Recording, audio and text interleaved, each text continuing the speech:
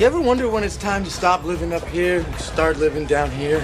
Yo, but what if we stop living over here and move over there? Shit, my aunt Shanika used to live over there, man. But that bitch got evicted, though. Word? Yeah, Actually, this here. What for? Mice. Mice? I thought she had rats. No, nigga, rats are outside, mice are inside. Yo, but what if a mouse goes outside? Does it become a rat? And if a rat is in the house, is it a mouse? I ain't never seen no mouse outside, though. That's what I'm saying. That's because it's a rat, fool. Hey. Yo, you might have just made a fact just now. That's some real shit. Like you, be strong to hold the powers of the sun. I show you how deep the rabbit hole goes. Listen to Pavarotti. Can I be your superhero? Hello, welcome to The Revealing. I'm your host, Pavarotti, and I'm here to discuss the IDAHO4 case. And folks, I tell you what, it is amazing. I mean, it's amazing to me how the media onslaught has brainwashed so many people in regards to this case. And it's not just like it's brainwashing random individuals, it's brainwashing the people that truly follow this case closely. Blows my mind. And here's an example. I mean, it doesn't matter what you bring, somebody's always going to say something. I could literally, just to give you an example, this is not me claiming this happened, okay? This is me just giving an example. Let's just say that Judge Hippler sent me an email, and in the email it stated clearly, Brian Kohberger is not guilty of the charges he is charged with in the IDAHO4 case. And I put it out there and I said, look at this quote from Hippler. Look what he told me. It says Brian Kohberger is not guilty of what he's charged for in the IDAHO4 case. It's over. He's declaring him innocent. You know, I'd have 900 people go, it's finally the truth comes out. I'd have 20, 30 people, though, would come on and say, well, wait a minute, though. It says he's not guilty of the charges that he's charged with, Pavarotti. That means he's guilty of other charges. It's mind-blowing. And here's the other part that's mind-blowing. The media onslaught, the narratives, and the players out there that push those narratives, if you don't think that's done for a reason, then you're blind. I had one of my, or maybe more than one, people that have followed me for a long time in my comments yesterday in a video where I clearly show that it's impossible for the roommate statements to be accurate. It's impossible. It's a lie. And in the comments, they go, you know, I've followed you for a long time, and I've seen these people, they did follow me for a long time. I know them. And they go, well, you just got to give it up. I mean, there's too much out there now. I watched Steve G's interview, and it answered a lot of questions for me that I had. You know, this thing's over. And I go, my goodness. It'll never stop amazing me. And here's something that people just don't even see. I don't know why they don't see it, because I clearly see it, because I guess because I follow everything so closely. When was the last time that Mr. G did a media run, right? It's called damage control. Last time he did it is when the 911 call came out and the text messages were released. Yeah, he did his little media tour then. Do you think it's any coincidence that when the judge's ruling came out on the text messages and the 911 call, when we see all that information in there that is absolutely proving everything to be a lie, what does he do? He goes on to Drunk Turkey Show for an hour and a half and tries to debunk everything in the world and do the biggest sales pitch I've ever seen. And it is really perplexing to me now when you see what I'm about to show you in this video, folks. In this video, I'm going to show you where the defense is claiming that their experts have asserted that not only 2 assailants with 2 different weapons unalived the 4 in the Idaho house, they're certain that 2 different assailants with 2 different weapons unalived Kaylee. Not unalived Kaylee and Maddie, unalived Kaylee. 2 different people, 2 different weapons, unalived Kaylee. All right? So, So when you hear the things that you hear, and I go through this thing day after day, showing where the state has manipulated evidence, where they've made rulings that are outrageously unfair, where they have no direct evidence, where they've lied about evidence. And then I have people that have followed me for a long time come out and say, oh, you need to give it up, Pavarotti. He bought the knife off Amazon. Go, give me a break. You got to keep your eyes open. Some BS that they go pull out of, I'll give you an example. In these documents, one thing that it shows is what one of the digital experts for the state is going to be testifying to. And guess what that is? Kohberger's spending habits. Guess what? Before the atrocity, Kohberger used his credit card a lot. But after the atrocity, Kohberger went to the ATM machine and withdrew cash and then stopped using his credit card. So we've got his spending habits. We got him. You know what that implies? It implies when you don't use your credit card and you're a criminal, guess what it means? It means that you're trying to stay off the radar. They don't want you to be able to track where they're at, right? Because if you use your credit card, they'll know where you're at. That's the whole point to that. So that's the argument that they're making. People will see that and go, oh, yeah, look at there. They got him. He was still going to school. He was in class. Every day he's a teacher's assistant. Do you think it matters if he's using his credit card to track his location and he's using cash instead? He's in a class. He's in a classroom. You just go to his classroom. There he is. He isn't hiding his location. See, people don't think this stuff out, and it drives me bats. Bats. I started to say something else there. It drives me a little bit crazy. But putting all that to the side, I'm going to give you some real examples of why Pavarotti is going to continue to do what he does in this case because of the wrongs that I see in this case. Number one, I know I've done the little prosecution experts done a little timed run, say it could be done in this amount of time. Well, number one, I've done the time run. For those of you that have followed me for a long time, I did a video where I timed. I took literal people driving around. Took their videos of them driving around. How long it would have took them from the time they got past that Linda Lane camera that we all see that's time-stamped, and the FBI says that time-stamp is correct.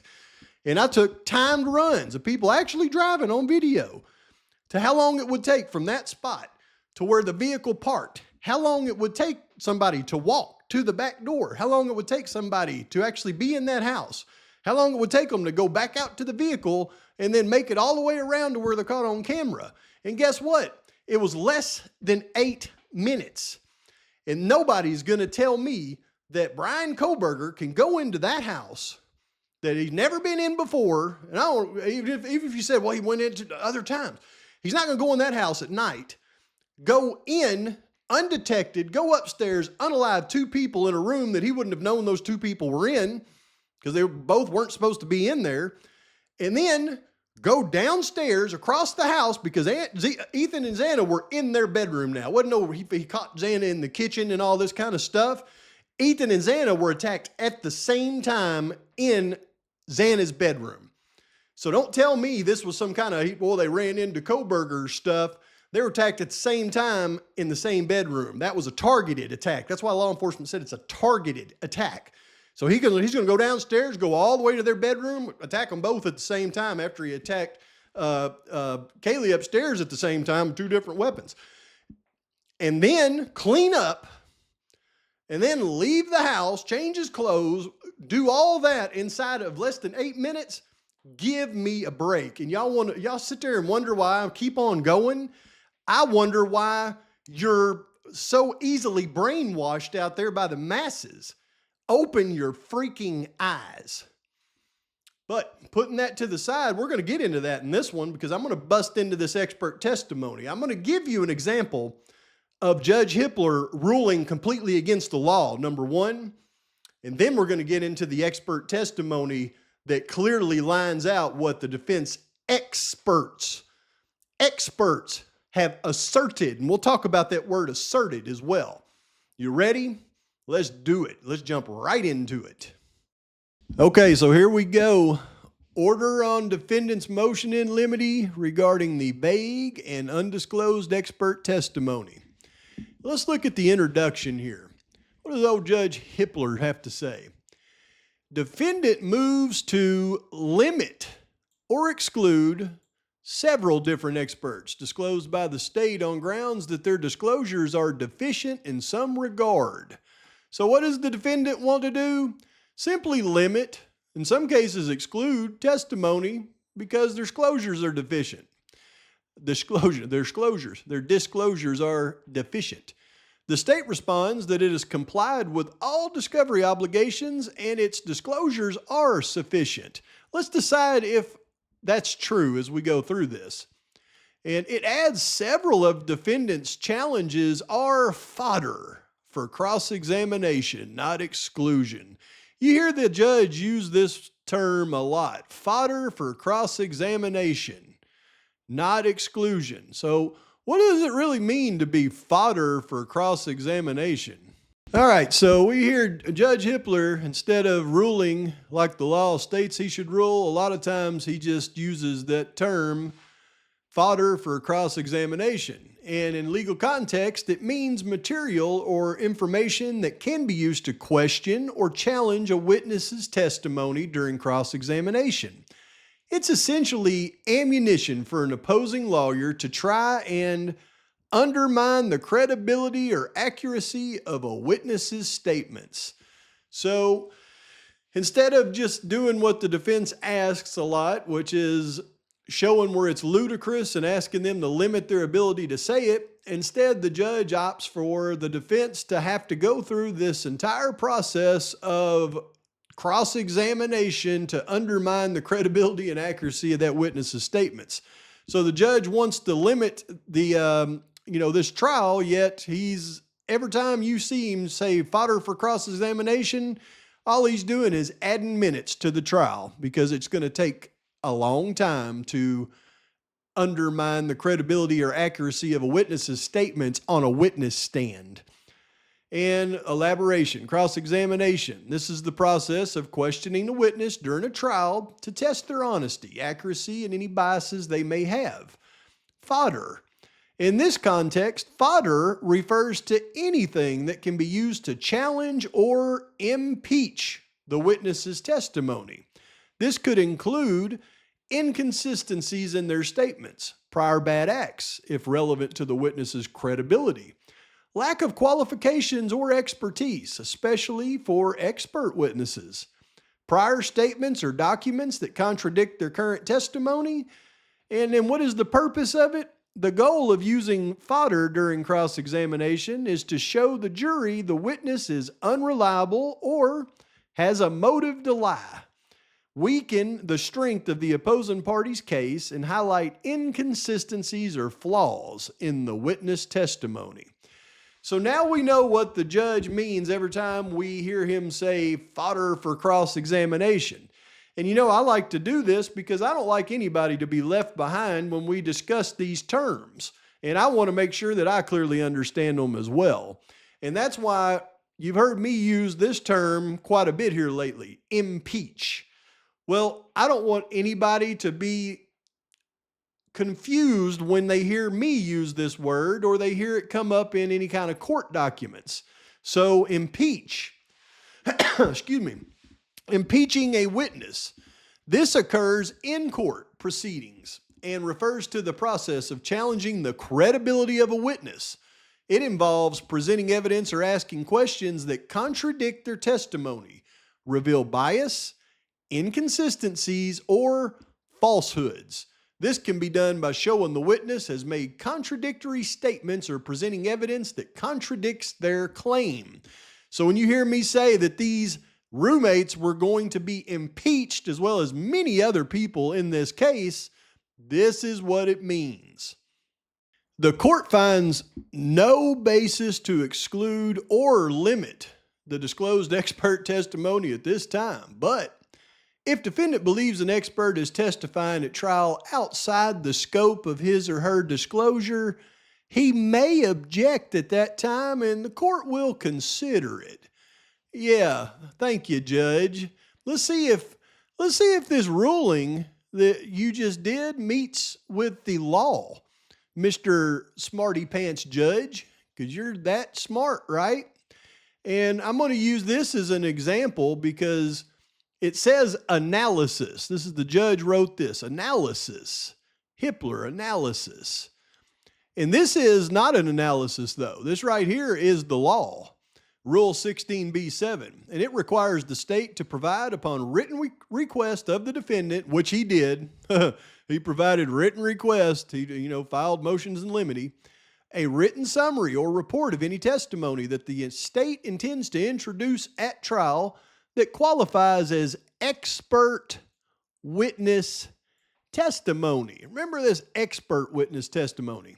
And under Idaho Rules of Evidence 02, 03, and 05, the disclosure must include a summary of the witness's opinions. All right, now look at how the law is really clear right here. And this is him writing it. The disclosure must include a summary of the witness's opinions, the facts and data for those opinions, and the witness's qualifications. When a party fails to comply with discovery, the trial court may impose sanctions, including inappropriate circumstances, the exclusion of a witness. At the very least, limiting their testimony. It doesn't even say that. It just says in appropriate circumstances, exclusion of a witness.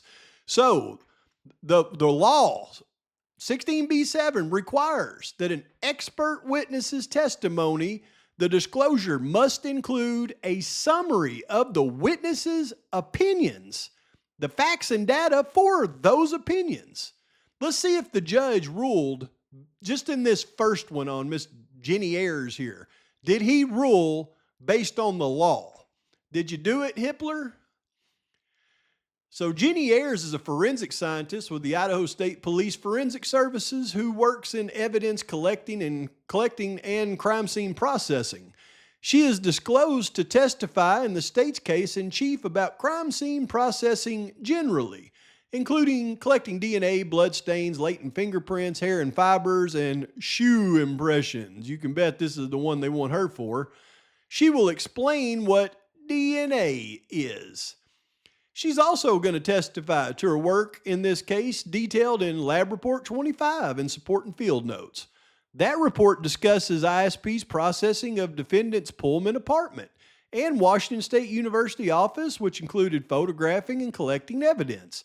Ms. Ayers was specifically involved in capturing images of the apartment and office, performing presumptive tests for the presence of blood at various points in the apartment. Her rebuttal testimony concerns ISP's crime scene investigation procedures generally and the ISP forensic team's processing of the crime scene at 1122 King Road, including identifying areas that contained probative evidence. Defendant, now look at this, all right? We just heard what she's going to testify to. Defendant argues Miss Ayers' case-in-chief disclosures do not provide any opinions she has about crime scene processing or about the DNA at issue in this case. Thus, he asked the court to limit her testimony to her qualifying background and her work in Lab Report 25. So, you know what? If all she's going to talk about is her factual lab work report in 25, then limit her testimony because she didn't give any opinions. Don't let her give an opinion because she didn't provide it. And defendant argues it fails to provide any opinion about crime scene investigation procedures, and it does not clearly state what she did in processing 1122 King Road and what her opinion is regarding that work. Opinion. She didn't give any opinions, right? Now, what does the law state? We just went through it. It says disclosure must include a summary of the witness's opinions, facts and data for those opinions. Defendant argues she didn't give any opinions. She didn't provide any opinion. And she doesn't tell us what her opinion is. Defendant challenges misapprehend the type of this is what he says. We just showed that she didn't give an opinion. It gave what she's going to give, no opinions.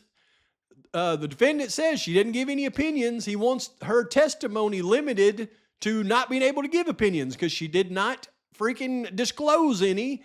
Like the law says, disclosure must have witnesses' opinions. So you don't want any opinions. That's the law. What does Judge Hippler say? Defendant's challenges misapprehend the type of expert Miss Ayers is. Much like law enforcement, Miss Ayers is a hybrid fact expert. I've searched the law. There's no such thing as a new hybrid fact expert. He just made this up. She's a hybrid fact expert witness as opposed to a traditional expert. Consequently, the absence of opinions in her disclosure does not limit her ability to testify to these matters. Her testimony will be allowed as disclosed. Well, why didn't you limit it then to just her testimony on facts? You didn't say we're going to limit you to your testimony and you can't give your opinion. Now you've left it open for her to give her opinion at trial, which is exactly what the law says you can't do, Hippler. So analysis, this isn't what he meant, y'all. This is an anagram, but I've descrambled it. Don't worry, Hippler. I figured out what you were really saying. If you descramble analysis, it says I is anal, meaning I'm a donkey. I'm a jackass. That's what it means. It's exactly what it means. It wasn't analysis. It was I is anal. I knew what you were saying there, Hippler. Don't worry. I can descramble your code. So when people ask me, why don't you just give it up, Judge Koberger? Come on. Even the judge, who's supposed to be a super law-knowing guy, just ruled on this simple ruling against the law that clearly states, and you don't have to be a freaking attorney to be able to read that and see that he ruled against the law. So give me a break. So my whole point to that is just one example, and that's just a simple example of the judge ruling, clearly against the law. And I could give you hundreds of examples why you should keep an open mind in this case and not join the masses of people that already have Brian Koberger guilty going into this trial, because the more people that they brainwash into believing that Brian Koberger is guilty beyond a shadow of a doubt going into the trial, the more people that will have a mind that is closed to what is actually taking place in the trial. And it'll be just like any other trial out there where they could go in and prove Brian Koberger innocent beyond a shadow of a doubt, but your mind would already be so made up that you won't be able to see it. So I implore people out there, don't be a sheeple. Don't let the masses brainwash you in an obvious attempt to do so. I mean, if it wasn't so obvious of an attempt to brainwash everybody before the trial, then that would be one thing. But if you can't see the massive onslaught of people that just, they can think more critically than they do with all their experience, especially when you get into like law and crime and court TV and all these people. They have the ability to think critically. They have seen case after case. This isn't something new to them. So for them to ignore everything that is absolutely ridiculous in this case and only focus in on, I've seen Nancy Grace talking she's not reporting on any of this. She reports on, Howard Bloom saying one of the family members said Brian Koberger's mother's leading the investigation. I mean, that's what they're reporting on. They go through the court docs and find everything that is negative towards Brian Kohberger, and never a positive thing, never.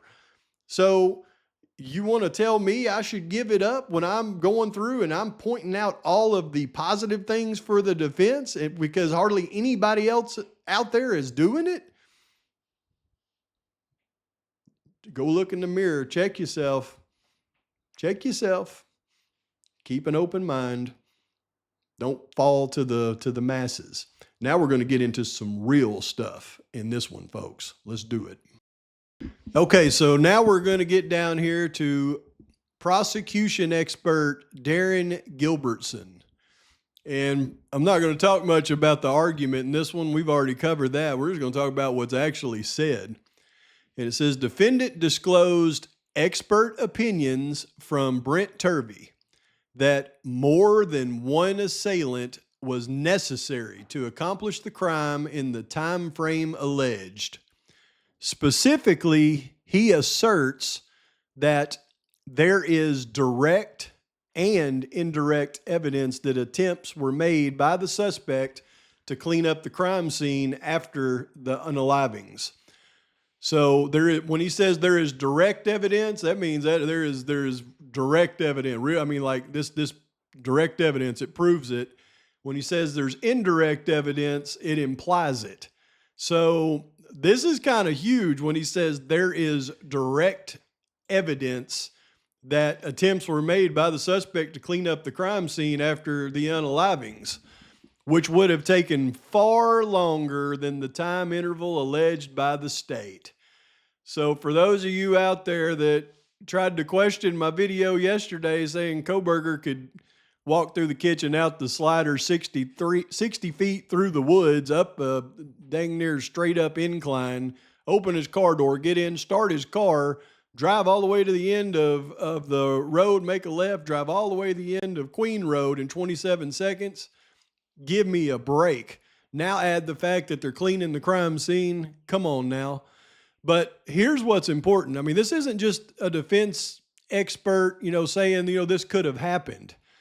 When it says right here specifically, he asserts that there is direct and indirect evidence, he asserts. You got to understand in law what the meaning and the relevancy is whenever you hear the word asserts. That's why when you hear Judge Hippler ask Ann Taylor a lot, he'll say, "Are you asserting that?" And she'll say, "No, I'm not, Judge," because asserting is a really big deal in law, especially when it comes to an expert. Let's talk about it real quick. Okay, in law, assert generally means to formally declare or maintain something as true, often with the intention of establishing a right or claim. It involves presenting and demanding recognition of a claim, whether it be for money, property, or enforcement of a legal right. Presenting a claim. In legal context, assert often implies making a claim, such as demanding payment for a debt, requesting ownership of property, or enforcing a contract. But insisting on a truth. It can also mean declaring something to be true, even if it's disputed, with the intent to establish its validity.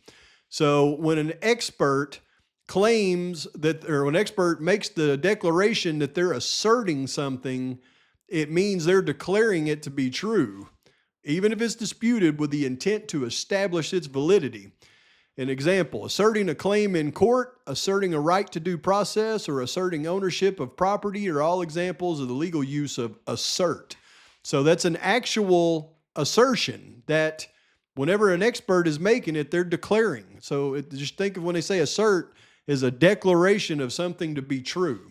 So it's a big deal in law to assert something in a case. He's also asserting there were multiple weapons used against Kaylee Gonzalez.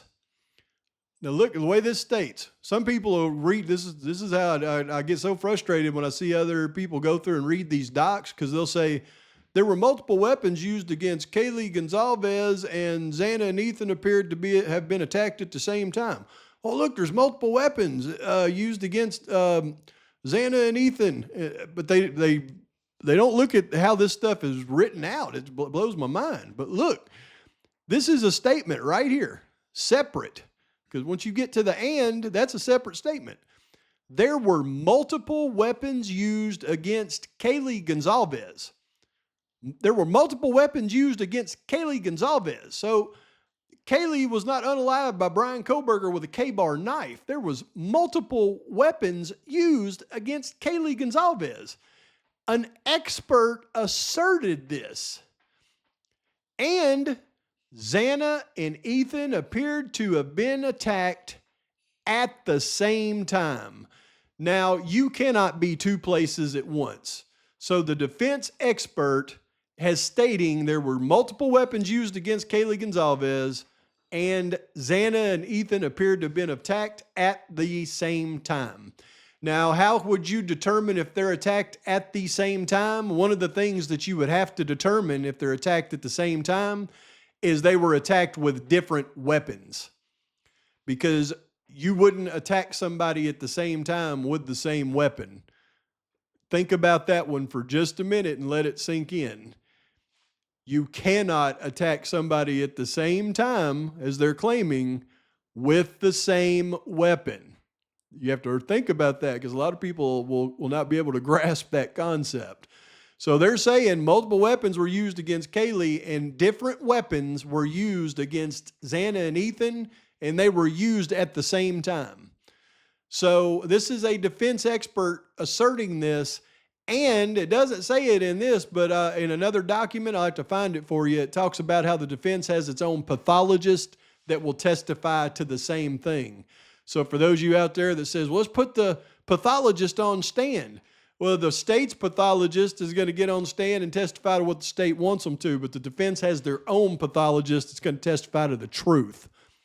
Through his other expert, Rachel Orr, defendant has also submitted evidence that he suffers from developmental coordination disorder, which has resulted in deficits in fine motor dexterity and visual motor function. You know, all that visual snow.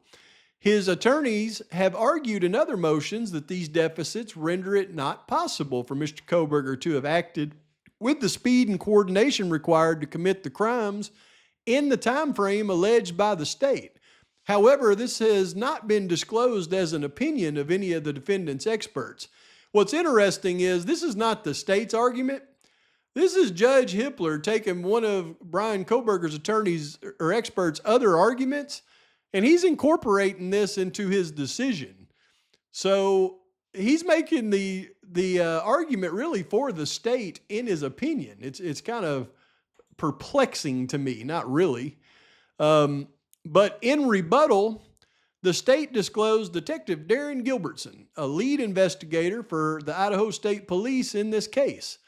The disclosure indicates he will testify that he and other investigators conducted timed runs at 1122 King Road to gain an understanding of the approximate time needed to have carried out the homicides. A report of the time runs is attached to his disclosure. It was performed to determine if one person could carry out the homicides. His opinion will be that depending on the suspect's pace and route, which means depending on if the suspect runs like the Flash, he could have carried out the crimes in approximately 2 to 4 minutes. Really? And this guy is a detective, right? In fact, Detective Gilbertson is being brought in as an expert. And this is what you came to the conclusion of, Gilbertson? And you're an expert? I hate to see any other cases that you're investigating, guy. Defendants claim that Detective Gilbertson was already familiar with the house when he did the experiment. And additionally, the house had been vacated. Defendant also notes the house has been torn down, so he's not able to conduct his own test. Whether Detective Gilbertson's opinions are relevant will depend on what Mr. Turvey and Dr. Orr opine to at trial. Now, look, this is how dense Hippler is. Sorry, Hippler, but you're dense. Now, look at this. Whether Detective Gilbertson's opinions are relevant will depend on what Mr. Turvey and Dr. Orr opine to at trial. But his next statement, he's gonna go ahead and give Mr. Turvey a doctorate. he's gonna declare Mr. Turvey, he's not an expert, he's gonna declare him a doctor. Look at this. While Dr. Turvey, what? I thought it was Mr. Turvey and Dr. Orr. Now it's Dr. Turvey. You must really have some confidence in the defense's expert there, Judge. While Dr. Turvey now does not specifically state in his report that one assailant could not have accomplished the murders in the short time frame alleged by the state, he infers as much through his opinion that there was evidence of cleanup efforts at the crime scene. Excuse me, which would have taken a significantly longer period of time, you think? Further, while Dr. Orr's report, now they're both doctors, does not opine to what deficits in fine motor dexterity and visual motor function defendant suffers from, to the extent she testifies to these deficits at trial, it may render Detective Gilbertson's opinions relevant to rebut any inference that defendant could not have single-handedly committed the crimes in less than 15 minutes. 15 minutes, Judge. Why don't you, you had to have looked at the evidence in the case, right? You've looked at the evidence in the case, right, Judge? Well, you need to look at it a lot closer. Try less than 8 minutes, guy. But the defendant could not have single-handedly, the judge believes that the defendant could single-handedly have committed the crimes in less than 15 minutes, even less than 15 minutes. All right, here's what the judge believes. Ah! Oh, hiya! Ya, ya, ya! Wah! Ya! Ya, yo! Oh! But it doesn't end there.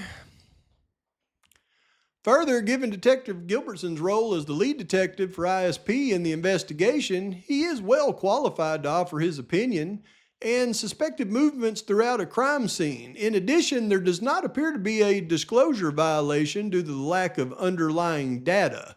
Oh, really? That's not what rule of evidence said, Judge. It was a simple experiment consisting of timing Detective Gilbertson moving through the house at a slower speed and a faster speed. His routes were described as well as his pauses to simulate the number of stab wounds each autopsy showed. It does not appear there are any photographs or recordings or any other data not already described therein. So there's no photographs or recordings. So basically it's just whatever this guy says. He just wrote a report and said this is how long it took and we should believe him. Give me a break.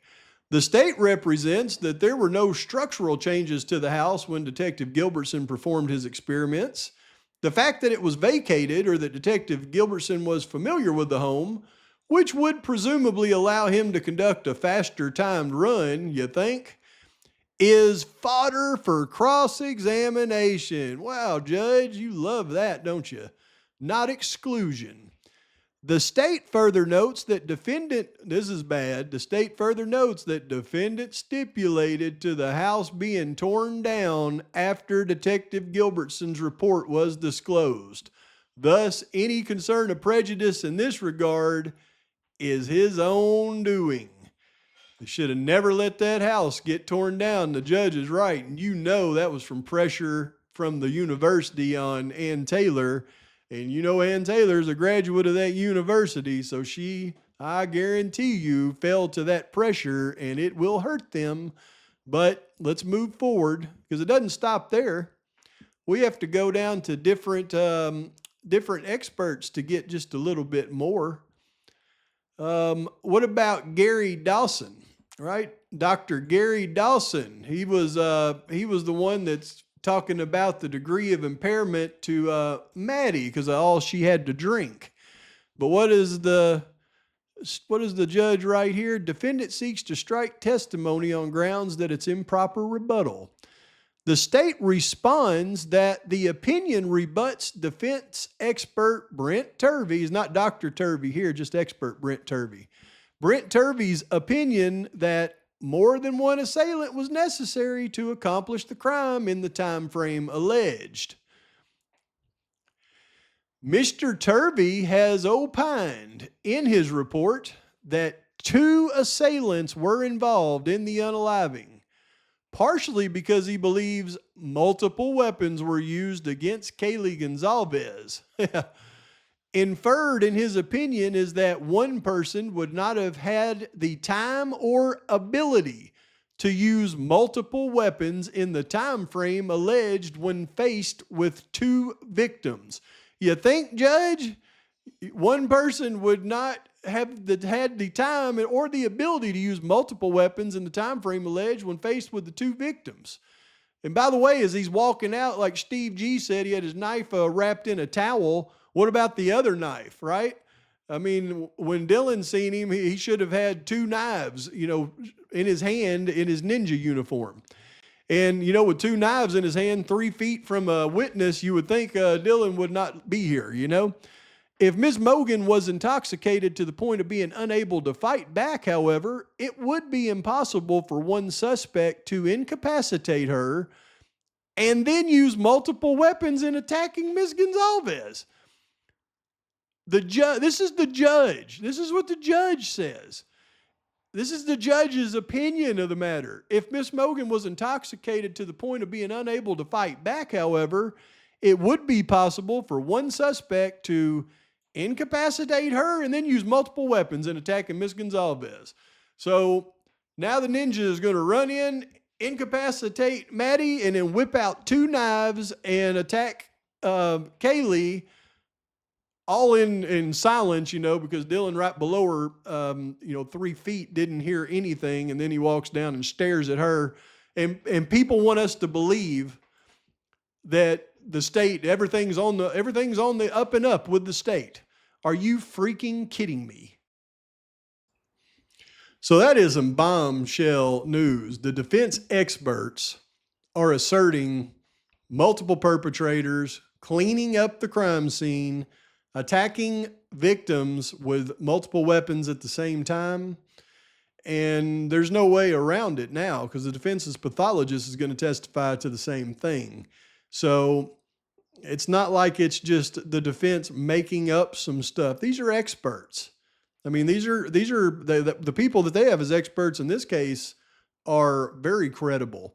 And they were searched out so that they would have very credible experts. So for people to discount these people, it just blows my mind.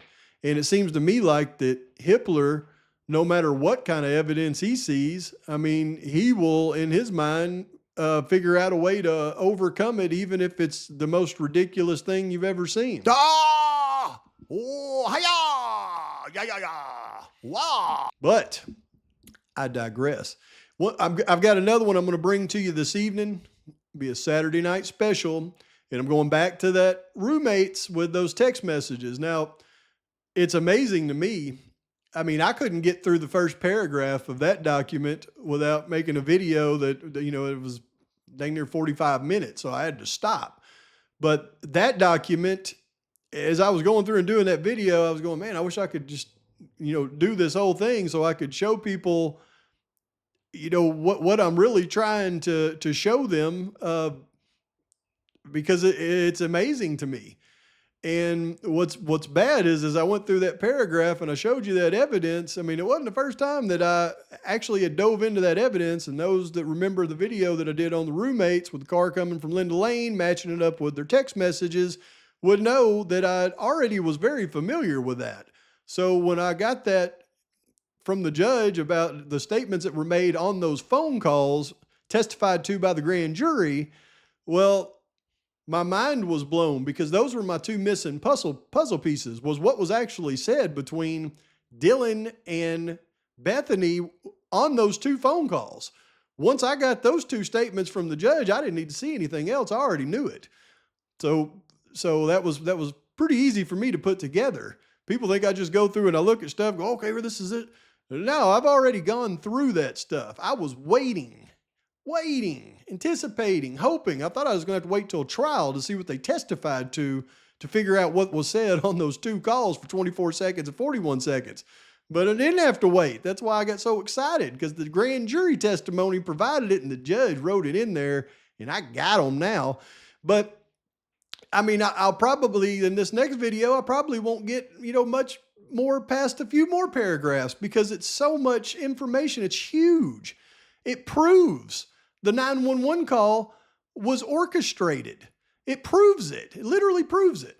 So that's why when I say they either discredited Dylan and Bethany or they discredited law enforcement, it doesn't really matter, because whether it was Dylan and Bethany that lied or whether it was law enforcement that made them lie, it discredits, it impeaches all of them, law enforcement and them. Now, law enforcement may try to put it off on them, but I don't think they can at this point, because what I'm going to show you tonight proves that law enforcement orchestrated the 911 call. So if they're orchestrating them to do the 911 call a certain way, is my humble opinion that they orchestrated their testimony to be a certain way as well. I think law enforcement made these girls lie. We'll get into it tonight. Please like and subscribe to the channel. Post your comments, thoughts, criticisms. Till next time, Pavarotti's out.